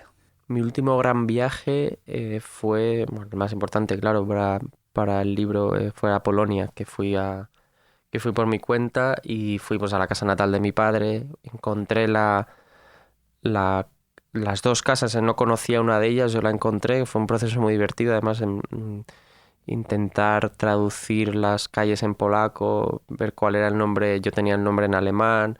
Toda esa búsqueda fue bastante bastante entretenida y bonita, ¿no? Y de perderme por la ciudad y buscando algún vestigio de esos años alemanes, y a lo mejor era pues solo un cementerio abandonado, y leer las placas y pues tirar del hilo y ver que había un hombre ahí importantísimo que era un pionero fotógrafo prusiano que no tiene ninguna estatua en la ciudad y su tumba está totalmente mancillada, ¿no? Entonces pues fue como muy bonito y triste también, y además es una región cerca de Gdansk que me parece preciosa, o sea, que me recuerda también a Ucrania, de estos campos largos y estos, digamos, estos trigales que hasta el horizonte, ¿no? Y es una zona, es preciosa, la verdad, me gusta mucho. Bueno, entre que vas a indagar un poco en la Prusia desaparecida y luego te acuerdas de Ucrania, vas ahí tú buscando la felicidad, ¿eh? En los sitios. Exacto, sí, sí. Bueno, yo fui a Ucrania antes de la guerra, entonces menos mal. Pero fui, bueno, depende de lo que conseguimos la guerra, ¿no? Porque en el 14 empezó la guerra. Y, y también yo tuve ahí un momento muy curioso en Kiev de ver a... Esto es una chorrada, ¿no? Pero me acuerdo de ver a una señora que era exactamente igual que mi abuela, y tuvo un momento de estos que dices, pues de nuevo, ¿no? Si esto ocurre en una película, dices, joder, macho, está como intentando proyectar esto, decir como tal, y yo me acuerdo estar como atontado diciendo, Sí. es que es exactamente igual, y es verdad, es que son muy parecidos, son eslavos, o sea, es que es... mi abuela parecía más pues eso, ucraniana o rusa que lo que tenemos una idea de un alemán, a lo mejor de Múnich, ¿no? O sea, Y un olor favorito que tengas o que te traiga buenos recuerdos. sí, lo tengo clarísimo, el olor a higuera, o sea, el árbol de la higuera, porque de niño teníamos uno en el patio y yo me acuerdo que era, o sea, esa es mi Magdalena de Proust, claramente, o sea, es el olor que me recuerda a ese niño y estar escalando ese árbol para coger higos en la parte de arriba. Y sí, sí. Y es interesante porque tengo hoy justo una vela de higuera. Ah, sí. Ostras, sí. pues ahora me la enseñas y me la pillo, porque es un olor que me transmite mucha paz. O sea, muy... Y de hecho, yo, es una tontería, ¿no? Pero yo en la zona de alrededor del hoyo, de la casa de la playa de mi padre, he ido buscando las higueras que están por ahí abandonadas porque nacen de la nada, o sea, no, nadie las está cuidando, y he tenido bolsas y bolsas de higos, y pues eso, me meto por las tomateras y de pronto hay entre una tomatera, entre un invernadero y otro hay una higuera abandonada y que nadie está recogiendo los higos, entonces yo voy y los cojo y está mi padre harto de higos, o sea... ¿Te gustan los higos a ti? Sí, sí, me encanta. También Milena Busquets también que habló que le gustaban los sí, higos ostras. también. Me acuerdo. Y que... Qué conexiones más curiosas, ¿no? Sí, ¿Y dónde y cuándo fuiste más feliz? ¿Un verano concreto, un año, una época, una zona de la que viviste a lo mejor? Ah, sí, lo tengo. O sea, un viaje que fue con mis dos mejores amigos, este amigo americano, Mike, que su hermano camperizó una furgoneta, es decir, la hizo como si fuera una caravana, y nos la prestó en California, o sea, él es de California, entonces hicimos un viaje desde Los Ángeles hasta Oregón. Hashtag Van Life. Total. Muy de moda. Sí, sí. Y fue pues, o sea, una barbaridad. O sea, sobre todo, además, la inmensidad del paisaje ahí, que es lo que más me fascinó.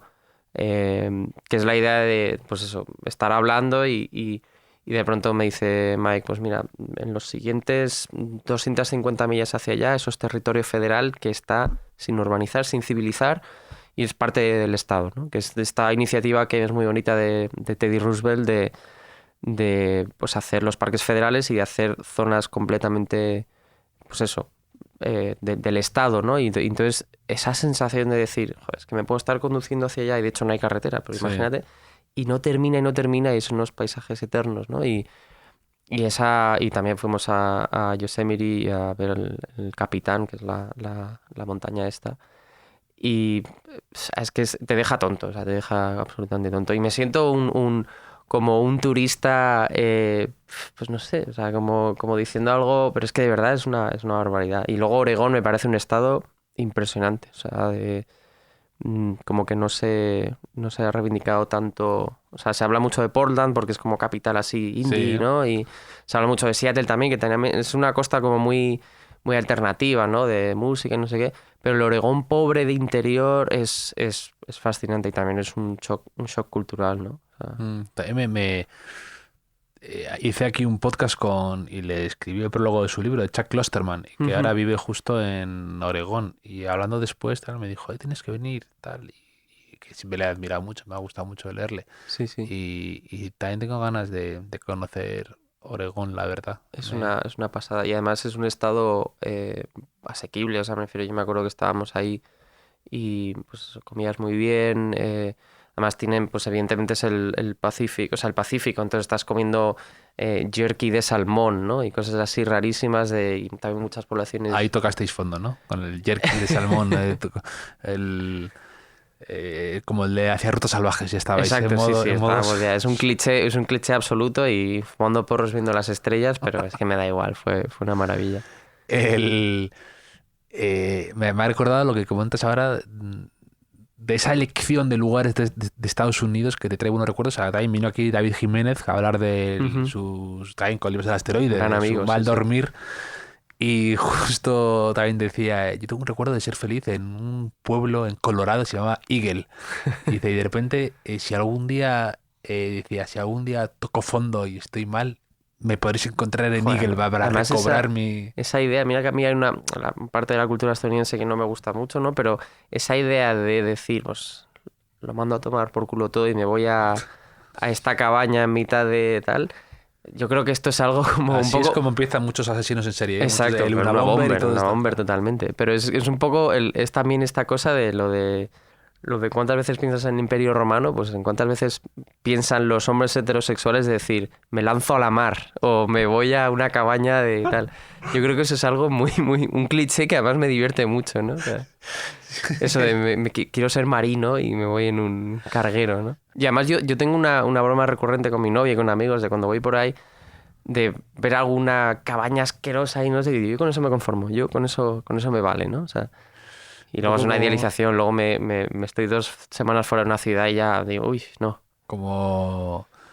¿Cómo se llama? Que tenía la cabaña Thoreau, ¿no? Thoreau, Sí, nunca sí. sé cómo se pronuncia. Sí, sí, sí. También tenía su... También me leí los diarios, obviamente, o sea, y de Emerson, y luego hay un tipo, que ahora mismo no me acuerdo su nombre, que es el primero que hizo toda la ruta inicial en el parque de Yosemite, y es un libro precioso, no me acuerdo que se llama Mi primer verano en la sierra, creo que se llama, no me acuerdo del nombre de él, y es un libro de que pues, es el primero que llega ahí, entonces se pone pues a catalogar las flores, no sé qué, me encanta ese tipo de... Sí, sí. Es tu imperio romano. Total. ¿Un lugar donde te gustaría vivir? Que de esto un poco que dices, cuando he viajado aquí, sé que no es posible, pero me gustaría experimentar aquí una temporada. Es difícil porque yo creo que Lisboa, o sea, eso también es otro cliché, ¿no? Porque a los españoles también siempre decimos, Lisboa, tal. Pero sí, o sea, me vi como muy a gusto cuando tengo un amigo ahí también y no sé, me gusta mucho y además es como... hay una cosa que me he dado cuenta de haber vivido cerca del mar en Alloyo con mi familia ahí, es de que sí que es verdad que las ciudades con mar me gustan mucho más. A mí Barcelona me encanta porque tienes una idea de horizonte y ves ahí el mar, ¿no? Entonces... De querer echarte al mar. Exacto. Y de estar en la zona más alta y te llega brisa del mar, ¿no? De no ver tan lejano tu esta de marino mercante. Justo, sí. Entonces Lisboa me gusta mucho esa sensación de tener el Atlántico ahí. También me gusta mucho esa idea de antiguo puerto, de donde llevaba muchísimas cosas pues del ultramar, ¿no? Y parece como muy, muy guay, muy ventosa, muy melancólica. Es como que me pega bastante, yo creo. ¿Y algún libro que te haya deslumbrado últimamente? Tú que no paras de estar leyendo y compartiendo y escribiendo sobre libros, ¿algo así que te haya últimamente cautivado? O sea, ahora mismo estoy leyendo, que creo que a ti no te gustaron, los diarios de Chirves, porque creo que con Milena, o que comentabas algo como del resentimiento, ¿no? Me acuerdo. Sí. Pues el tercero me está deslumbrando especialmente porque hay muchísima más... O sea, hay el mismo resentimiento y con nombres y apellidos, entonces hay una especie de voyeurismo o de cotilleo, ¿no? De decir, a ver qué dice de Almudena Grandes, a ver qué dice no sé qué, que eso inevitablemente es un poco mi guilty pleasure, pero luego hay unas escenas, por ejemplo, recuerdo ahora con animales. Él es un hombre que no le gustaban los animales, que era de campo y de pronto tiene un perro. Y es un poco como... También hay mucho vídeo de esto en TikTok y tal, de mi padre que no quería que entrara un perro en casa y entonces luego el vídeo es pues con él poniéndole casi una gorrita y un vestidito, ¿no? O sea, pues hay una cosa así muy bonita de él lamentando la muerte de un perro, lamentando la muerte de un gato, su vida en el campo ahí. Evidentemente es un libro muy, muy, muy depresivo, pero me está fascinando. O sea, y yo es verdad que soy muy, muy fan de Chirves desde siempre. O sea, yo desde los 18 años así lo leí y siempre me ha gustado muchísimo, entonces es como un poco una vuelta a casa, ¿no? Es una persona con la que no comparto muchas cosas de estilo, tampoco ideológicas a veces, porque es una persona muy, muy resentida, ¿no? Pero que tiene algo que a mí que me fascina, ¿no? Es que a mí eso me ocurre con algunos autores que he leído mucho y que me encantan, cuando de repente tengo sus diarios, no es que me gusten menos porque ahora parezca que les conozca más y me decepcionan, ni mucho menos, sino que se lleva por delante a veces el cotilleo, lo que tú dices, Sí. la crítica a no sé quién, esa especie de pequeñas mezquindades o Sí, el sí. rencor o el simplemente antipatía, Ujú. que se lleva por delante otras reflexiones que me interesan mucho más, o esas pequeñas escenas. Me pasa también, por ejemplo, me pasaba con los libros, con las notas para una memoria, creo algo así se llama, de Juan Marsé, ¿no? Que me Ujú. parece un muy buen escritor, o Ferlosio, que me encanta. Sí, las demás son Y mucha luego caña. no soporto cuando se ponen en ese modo, que también lo tenía Ferlosio, lo tenía Juan Marsé, de todo el mundo es idiota, Sí. menos mi nieta o mi nieto. Ah, ya. Que es un genio o que es una persona llena de luz y de inocencia, porque me Sí. parece de una miopía Sí, para sí. gente que ha sido brillante y que ha tenido de repente, pues eso, Ferlosio, yo siempre le he admirado mucho sus ideas o su forma de Sí, sí, sí. acercarse a ciertos temas y asuntos.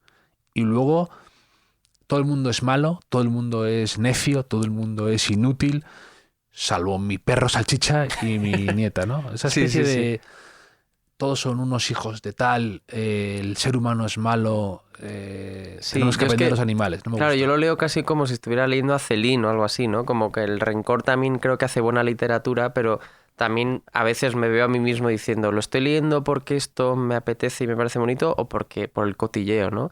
Es algo que me pasa también incluso con Carrer, por ejemplo, que a veces lo estoy leyendo y digo, uy, en realidad me he enganchado porque, joder, ha escrito esta carta en Le Monde sobre su mujer y la mujer lo tiene que leer no sé qué y habla de su adulterio de no sé qué, de no sé cuántos. Y digo, joder, pues esto en realidad es un folletín, ¿no? Mm. Pero bueno, no sé, o sea, es algo que me entretiene y que es verdad que a veces, yo lo digo a veces, ¿no? Que Carrera a veces parece un poco como eso, un folletín elevado. O sea, Sí, sí, sí, ¿no? Y Carrera, a mí lo que me fascina de él, o sea, o sea, me pasa a veces con Carrera o con autores así, con Houellebecq, ujú. que tampoco, o sea, me gusta, leo cosas sueltas, pero que despiertan un fervor Sí, de hecho, que he no sé leído dónde sale. los diarios estos de Houellebecq que ha sacado sobre Sí. el caso este que tuvo de la película porno y todo esto. Es un libro malísimo. O sea, me parece un libro que lo ha hecho que nadie le ha dicho, oye, no te humilles así, no hagas esto así. No sé, o sea, y se lo lee porque evidentemente es que es una historia muy de Houellebecq, ¿no? O sea, de alguien Sí, que le meten en ese lío y no sé. pero que no sé por qué todo eh, tan polarizado, ¿no? Es decir, Ujú. hay un artículo muy bueno que recuperé hace poco, estaba escaneado de Philip Roth, precisamente, de por qué es importante leer novelas. Y es muy bonito cómo lo expresa y además muy fácil de que un libro a veces estamos obsesionados con que nos tiene que gustar, ¿no? Tienes que estar incluso de acuerdo, ¿no? Y a veces una novela o un buen libro es algo que te hace a ti mismo descubrir cosas porque estás muy en desacuerdo o Sí, sí, porque total. Sí, sí. te hace sentir mal o te hace sentir estás totalmente en las antípodas. Pero Sí, sí.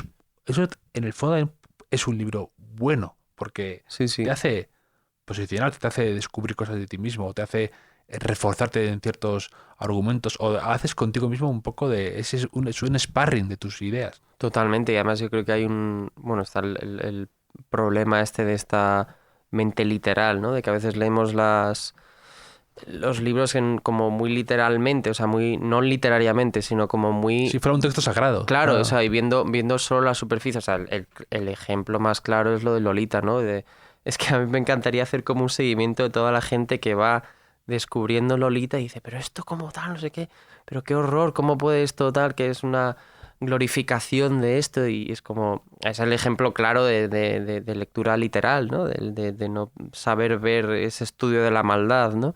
Y, y sí, o sea, es algo que da bastante pena, ¿no? Y que también incluso a veces caigo yo, ¿no? Cuando me pongo a leer algo que digo, pues busco cierto confort, no de ideas, sino de que busco pues cierta complicidad y luego digo, pues no, también está bien. De hecho, a mí me gusta, por ejemplo, mucho leer a autores reaccionarios porque de pronto te dicen una burrada, pero te hacen pensar, ¿no? O sea, Houellebecq es muy así, Houellebecq, o sea, realmente te dice alguna cosa que es que no la podrías decir en público y sin embargo estás ahí diciendo, pues mira, me refiero que detrás de su provocación hay algo, ¿no? Hay sociología, hay psicología, hay algo. No es una boutade así como para provocar, ¿no?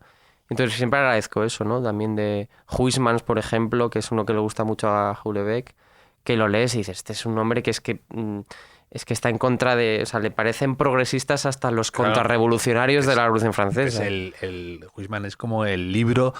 O sea, el más en contra de la modernidad. Exacto, ¿no? sí, sí. Claro. Y a mí me fascina leerlo porque estás leyendo Bueno, algo... hay algún libro... Más es difícil de encontrar sus libros. A contrapelo, sí. creo que está en Cátedra, que es el que lo leyó. Es muy difícil de leer porque se pone ahí con unas divagaciones del Imperio Romano, de hecho, y de Grecia y tal. Pero, joder, pues está bien leer algo que te despierte un poco incluso el rechazo, ¿no? O sea, ¿Y un bocado perfecto que tengas? Que hay gente que ha hecho un mejillón con una pata frita. pues o soy cosas muy más. de encurtidos y de cosas así. O sea, me gusta... Yo te diría a lo mejor una... sí, algo en plan una anchoa muy buena o algo así. O algo... No sé. O sea, pues por ejemplo, hay un sitio en Murcia que me gusta mucho que tienen caballitos, que son la gamba está rebozada, pero claro, es una gamba buenísima con un rebozado muy sofisticado y tal, y pues eso, sueño con ella constantemente. Caballitos, no conocía. Sí, es como muy de chiringuito, pero ellos lo han hecho pues eso, una buena gamba, ¿no? O si no te diría también pues una marinera, que es la comida esta, o sea, el barquillo de pan con ensalada rusa y una anchoa encima es como mi fascinación de Murcia. Y un talento que te habría gustado tener, aquí hay no es un talento, pero es verdad que está presente en el libro cuando hablas de que no sabes alemán y que como un poco... Pues sí, esa era la que querría decir, porque y porque piense que se lo deba a mi familia, bueno, un poco sí, a veces, o sea, a la familia alemana. Chica, me siento como un americano que... Sí, sí, decía eso, ¿no? Que como era el chiste, ¿no? De como que el que habla dos lenguas es bilingüe y el que habla una es estadounidense o algo así, ¿no? O algo por así. Sí, siempre he tenido mucho complejo con eso y me hubiera gustado aprenderlo y además sobre todo porque lo aprendí de niño, lo hablaba de niño con mi padre, pero luego era un poco lío porque mi madre era profesora de francés y es profesora de francés, me hablaba en francés, yo iba a un colegio en el que nos hablaban en inglés, yo me estaba volviendo un poco loco y al final también era un poco, el alemán era un poco como la obligación, la lengua de orden. Claro, ¿no? Y me dices, cuando tu padre te echaba la bronca, te lo Claro, hacía en alemán. Entonces, exacto, claro, sí. generas un poco de... Generaba... Sí, porque claro, al final en un momento dado de que te pone de los nervios tu hijo, pues le dices algo en lo que te sale de dentro, ¿no? Y pues él era el alemán, ¿no? Sí, o sea, es algo que no me explico, yo creo que es, no sé si un poco desidia o no, como que no tengo excusa, porque sí que me gustaría aprenderlo y me siento como si estuviera... Tu hermana lo habla, dices. Sí, mi hermana lo habla, mi hermana... O sea, lo tiene un poco apartado, pero si lo rescata puede ser perfectamente fluida hablando en alemán, ¿no? Yo, por ejemplo, pues perfeccioné más el inglés y porque he tenido amigos americanos durante toda la carrera y mis mejores amigos eran americanos, entonces pues como que lo dejé un poco de lado. Y sí, me encantaría Me encanta. Yo creo que, no sé, debería empezar aunque sea con Duolingo, ¿no? Poco a poco. ¿Y un concierto de música que te haya gustado mucho o que recuerdes con cariño? Pues he estado este verano en 2 festivales, en uno en Portugal, que lo recomiendo muchísimo, que se llama Paredes de Coura, que está como al norte de Portugal y esto hay conciertos maravillosos. Uno de mis grupos favoritos que vi es Yo La Tengo, que es un grupo que Sí. le tengo muchísimo cariño, que es de estos grupos que además lo dejas de escuchar un tiempo, pero luego vuelves. Yo fui sin muchas expectativas porque ya les había visto varias veces y me fascinó, o sea, Un poco de esta época de Belán Sebastián y todo exacto, esto, ¿no? sí, muy noventeros, que han sabido han sabido mantener como una especie de fandom, ¿no? Mm. Que les quiere mucho y también es muy como que son un grupo pequeñito que hace cosas muy cuidadas y que sabe exactamente a qué público se refiere. Y bueno, lo vi en este festival que es en una zona en mitad de la montaña, en un pueblecito pequeño en el norte de Portugal. Es un festival además para el que le agobian los festivales masificados. Es un festival donde tienes pues donde puedes tomar un vino y un café mientras estás viendo un concierto y Pero tiene- con tokens, ¿o no? no, de hecho no. Y bueno, lo de los tokens es un Es que es asqueroso. horrible, es horrible. Odio. Odio ese mundo que se crea Sí, sí, yo también, en yo un también. festival, que es un poco... o sea, no sé si es el... Pero que no deja de ser como una especie de campo de concentración, me Lo refiero, es, lo de, es, lo es. O sea, yo te fui- marcan, tienes que hacer, tienes su propia sistema, su propio lenguaje. No todo. puedo. No, me gustaba precisamente por eso. Además es un festival que tiene como una especie de auditorio natural, ¿no? Es una cuesta en la hierba ahí en el bosque que cuida muchísimo el sonido y lo que va la gente es a ver el concierto, no van para estar un poco en el DJ set ahí, no sé qué, tomándose algo, ¿no? Y me parece un festival muy, muy chulo, la verdad. Han sacado ahora un libro, Nando Cruz, sobre... Sí, sobre los macrofestivales, ¿no? Macrofestivales, Sí. ¿no? Un poco sobre esta. Además, ha sido bastante repentino esto. Es Sí, decir, sí. cuando hace años sí que había 5 o 6 festivales conocidos. Evidentemente el FIP, aquí se intentó el Festimad, Mm. cosas así más selectas si quieres. Pero ahora es un festival continuo. Podría Sí, saltar sí. lo de la ardilla que salta de festival en Totalmente, festival. sí, sí, por yo me toda entero España, de ¿no? uno cada 2 por 3, o sea, y luego la verdad es que también, por ejemplo, la gente que iba al Primavera Sound siempre es muy gracioso, ¿no? Porque estos festivaleros era como de es lo peor, no vayas, no sé qué, no sé cuánto, y ahí están todos los años, ¿no? Sí. O sea, el Primavera Sound todo el mundo, pues eso, es todo carísimo, no sé qué, Y además ahora el se ha sonido traído no aquí sé a cuánto, Madrid, se ¿no? lo han Que antes traído no. y no ha funcionado, y de hecho ya no lo van a volver a hacer. O sea, No sabía. porque fue un caos logístico tremendo. ¿Fuiste tú o no? No fui. Y menos mal porque, o sea, no... O sea, lo hacen lejísimos. Hay una maldición en Madrid con los festivales, yo creo. Sí, no consiguen...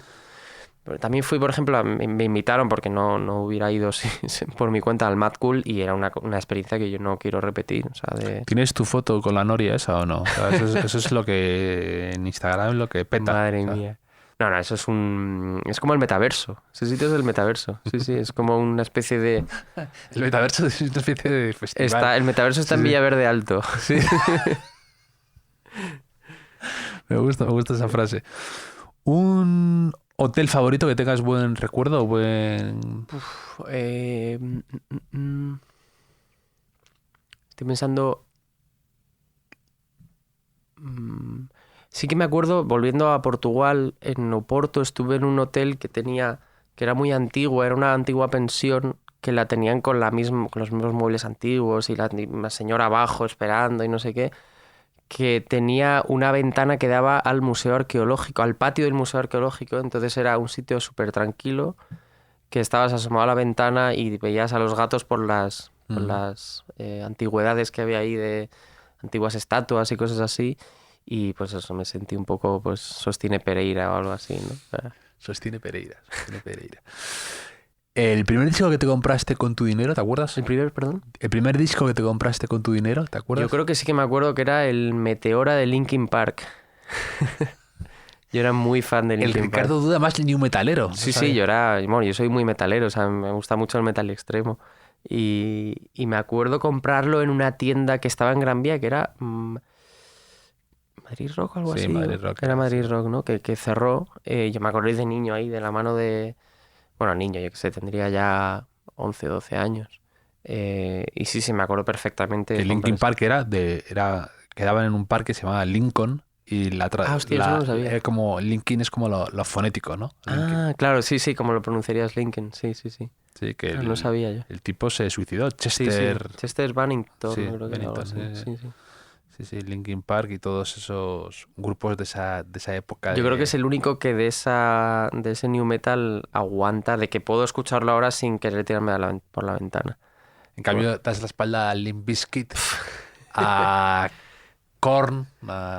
Es que todos esos es que no, es muy difícil escucharlos ahora. O sea, y de hecho, Korn, por ejemplo, es curioso que me encanta cuando, volviendo a TikTok, ¿no? Que yo estoy bastante enganchado a TikTok. Se ve.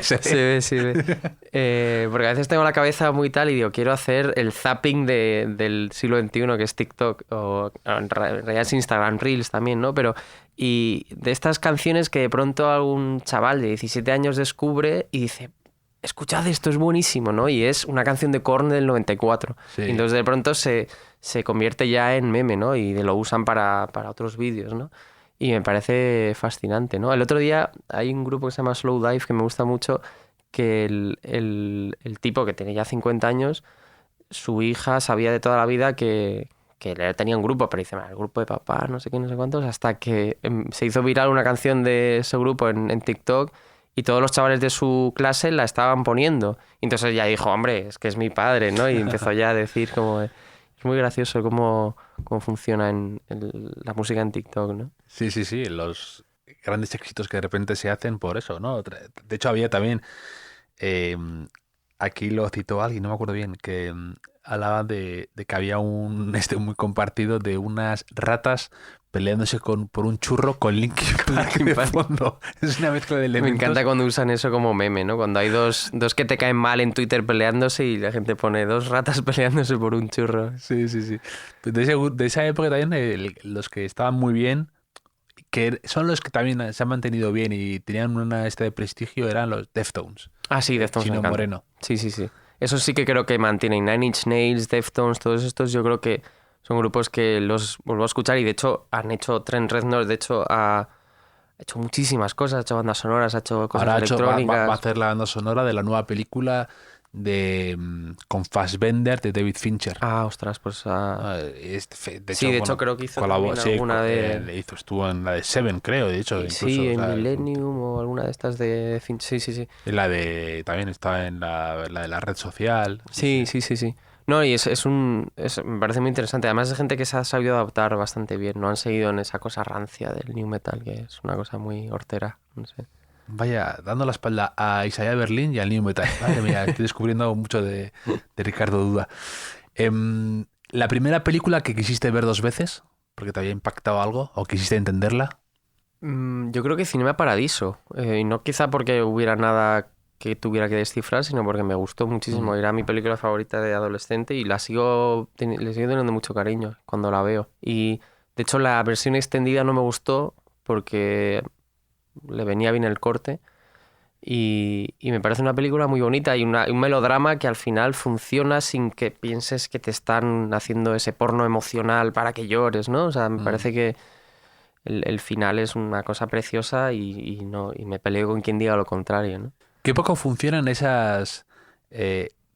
cuando alguien quiere ofrecer una nueva versión de algo que ha funcionado previamente. Qué poco. Me parece que la gente va a decir, qué bien, voy a tener más, mejor y una revisión de este clásico. Y nunca funciona. Yo creo que no. Y también pasa incluso... Yo creo que es un poco la mentalidad Marvel de no sé si escuchaste que había como había muchos fans de Marvel que estaban pidiendo el Snyder Cut, que era como el corte del director que hizo, que no me acuerdo cómo se llama, algo Snyder. Todd Snyder, ¿no? No, sí, es una marca de ropa esa, ¿no? No me acuerdo ahora, pero bueno, era como... Snyder, ¿no? Querían más contenido. Sí. Querían más contenido y bueno, en este caso dicen que la película era mejor, no sé qué, pero me parecía es una lógica como de... Es que a veces el corte está bien, ¿no? Otras veces sí que ocurre que a lo mejor los productores han dicho corta esto porque no funciona y hay mucho cine de autor al que le han fastidiado películas porque el productor dice esto no funciona y le quitas esto y a lo mejor pues sí que molaba, ¿no? Pero en este caso de Cine Paradiso añade una historia irrelevante, de un medio romance ahí de que se vuelven a reencontrar los amantes adolescentes cuando quedaba muchísimo más bonito que no vuelven a verse. Es que es la vida y es triste y ya está, ¿no? Sí. ¿Cuál dirías que es tu estado de ánimo actual? Yo creo que en paz, más o menos, que eso es algo que a lo que aspiro, no aspiro a... Me parece muy ambicioso aspirar a la felicidad, prefiero aspirar a estar en paz con uno mismo. Y ahora sí que estoy en paz, o sea, estoy muy activo y con la promoción del libro pues no paro, pero sí, o sea, yo creo que es la idea de... Es que si estoy eufórico, luego el bajón es muy gordo, ¿no? Entonces prefiero estar simplemente pues estoico y en paz, ¿no? O sea, y más o menos estoy así, a ver lo que dura.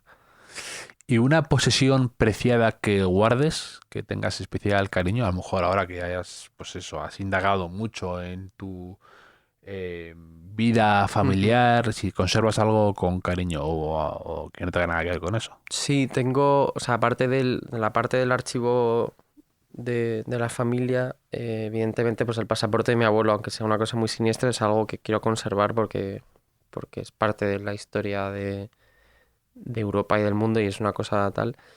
Evidentemente no es algo que me gusta, que es para poner en una vitrina. Claro. ¿No? Y otra para darle un contrapeso a eso es un vinilo que tengo de un grupo que le gustaba mucho a mi padre y que me lo cedió él, que me gusta mucho a mí. De un grupo no, de un tipo que se llama Deodato, que hacía como... Es un brasileño que empezó a hacer un poco en los años 70 pues como una especie de protoelectrónica, igual que lo que estaban haciendo los alemanes por entonces, pues él lo estaba haciendo desde Brasil, luego desde Estados Unidos y tengo un Deodato 2, creo que es, y es uno de mis discos favoritos y lo tengo ahí como preciado, ¿no? Yo que no soy muy coleccionista, pues a veces me gusta tener algún vinilo así que tenga como algo sentimental. Hablando antes de lo de la vitrina, a mí me impactó, por ejemplo, el final de American Beauty, cuando Ay, no me acuerdo descubre ahora. la vajilla del vecino, que el vecino era como muy estricto y como un poco extraño, y que descubre que tiene como la vajilla como la esvástica detrás, ¿no? Ah, ostras, es Y que no me acuerdo yo de... Sí.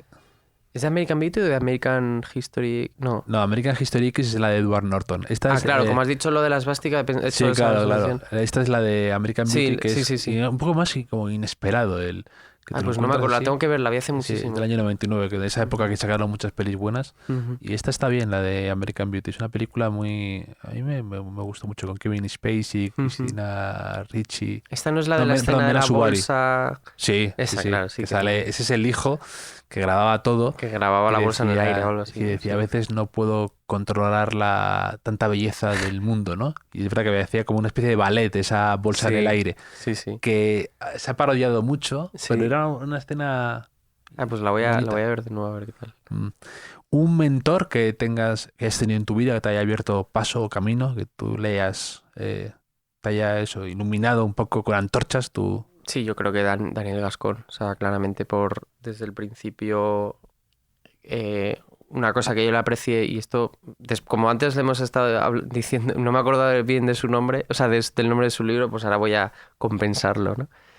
No, pero a mí me gustó, o sea, me dio mucha libertad en Letras Libres desde el principio cuando yo empecé con 22 años y me dijo, escribe lo que quieras y confío siempre en el principio en mí y eso es algo que en esa etapa clave es muy importante, ¿no? O sea, de pronto creer que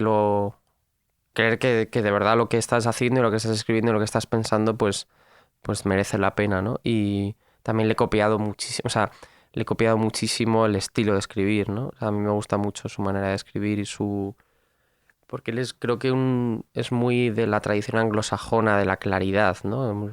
Creo que él es muy orwelliano y yo también lo he copiado de él, o sea, de esa idea de que perfectamente puedes emocionar con un lenguaje sencillo y sin grandes florituras, sin gran lirismo, ¿no? Y luego a mí me gustan mucho escritores líricos, pero realmente me gusta muchísimo ese estilo de escritura y creo que me ha influido, creo que como nadie, porque a partir de él pues ya conocía a todos los que luego me han influido, ¿no? Porque claro, yo es que salí de la carrera Y me llamó y me dice, ¿quieres venirte a escribir a Letras Libres y a editar y tal? Y claro, ¿Cómo os conocisteis? O sea, ¿cómo es? pues fue a través de Ramón González Ferriz, que yo le conocía de ir a eventos pues de los típicos saraos de los que hay pues periodistas y tal, y me dijo, y ya estaba indagando él diciendo, ¿y tú qué te apetece hacer ahora que has terminado la carrera? No sé qué. Y me puso en contacto con Dani porque Ramón, justo dejó Letras Libres para montar el periódico Ahora, que no sé si te acuerdas, Sí. que era un formato sábana. Sí, el que estaba también, ¿no? Era Era de Miguel Ángel Aguilar. Exacto, sí. Sí. Y entonces La gente Miguel Ángel muy buena, Aguilar era el fundador Sí. y Ramón estaba de director, estaba Loma Rodríguez, que ahora está con nosotros en Letras muy Libres, buena también. estaba en Cultura. Era un periódico muy chulo, la verdad. Es una pena que... Era un proyecto muy interesante, Sí, quizá con un exceso de romanticismo, ¿no? O de, Sí. o que quizá pues debería haber tenido más continuidad, más tiempo, ¿verdad? Pero claro que se faró como muy de repente. Sí, duró muy poco, pero joder, era muy bonito y era como una Pero idea... salía una vez a la semana, ¿no? Era, Sí, claro, era como intentar hacer un Economist, pero en formato Financial Times. Es una cosa como un poco rara, ¿no? El Financial Times Weekend sería, ¿no? Sí. Y sí, es muy... Entonces, pues él montó Ahora, entonces yo justo empecé en Letras Libres porque a Dani Gascón le hicieron ya editor, entonces estaba como su segundo.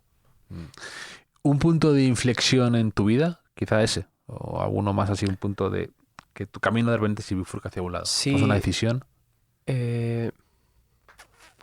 Ha habido muchos en realidad, pero pues yo diría, mira, o sea, por volver a lo que estaba hablando antes, en el viaje a California, justo en mitad de ese viaje me dejó mi novia y me echaron de casa. O sea, me enteré todo por teléfono de eso, del viaje este. Que te echaron de casa, pero... Me echaron de casa porque el porque alquiler. Claro, sí, Vale. no me desahuciaron, sino que el casero dijo, me voy a mudar aquí y os tenéis que marchar. Entonces, yo volví de ese viaje tan... un poco tocado. Sí, volví bastante tocado y eso fue un punto de inflexión pues de repensarlo todo, ¿no? Y entonces ahí ya me mudé con mi amigo Mike, al que le acababan de dejar también como 2 meses antes. Y entonces eso ya es una sitcom, o sea, es los dos despechados. Y sí, pero no tanto por el drama de esto, sino por pues un poco de intentar pues estar a mi bola, yo qué sé. O sea, y ahí fue cuando empecé a pensar en este libro, entonces como que, bueno, al final a mí las cosas que más me han afectado han sido de ese tipo, ¿no? ¿Cuándo fue ese viaje a California? Esto en el 19. Ah, bueno, es reciente, más o menos. Sí. ¿Y un lema que tengas en tu vida presente que podría estar también en tu escritorio en donde trabajas? Pues me gusta, hay un escritor que me gusta mucho que se llama Philippe Lopate, que hace como pues ensayos medio autobiográficos, y hace poco Carlos Barragán, que es un amigo, escribió un perfil sobre él de su última clase en Columbia, ¿no? Él daba clases de escritura y él dice una frase que Barragán estuvo en Columbia, ¿no? Hasta en Columbia. Exacto, está en Columbia, sí. O sea, él es el alumno de Lopate y entonces le hizo un perfil que lo hemos sacado en Letras Libres, que es chulísimo, y tiene una frase que se me quedó, que en realidad no es muy profunda, pero dice algo así como que hay que contar la verdad porque luego cuando la cuentas no duele tanto, ¿no? O sea, y eso es un poco como la idea de que piensas que algo que vas a decir, por ejemplo, en un libro, ¿no? Esto va a fastidiar, pero luego no acaba doliendo tanto, no acaba siendo tan hiriente, ¿no? Y él tiene un poco esa manera de ver la literatura, un poco macarra, ¿no? De decir, por ejemplo, búscate buenos abogados porque tus amigos te van a demandar si escribes los libros que deberías escribir o algo así, ¿no? O no vas a hacer amigos, o que se tiene esa cosa un poco tal. Pero en esta frase en concreto me tocó porque justo la leí cuando estaba yo precisamente editando el libro y diciendo esto le va a molestar a mi padre, esto le va a molestar a mi madre, esto le va a molestar a no sé quién, ¿no? Y luego ha pasado justo eso, he contado la verdad y la verdad luego tampoco era para tanto. Ricardo, me lo he pasado fenomenal contigo, pero también me lo he pasado fenomenal con tu libro y con tu padre y las conversaciones que mantenéis en el hoyo sobre la vida, el pasado, los recuerdos y que todo el mundo se acerque a conocer a tu padre alemán, ¿no? Es el libro Mi padre alemán y un placer haberte tenido aquí y poder charlar contigo de tantas cosas. Muchas gracias, el placer ha sido mío.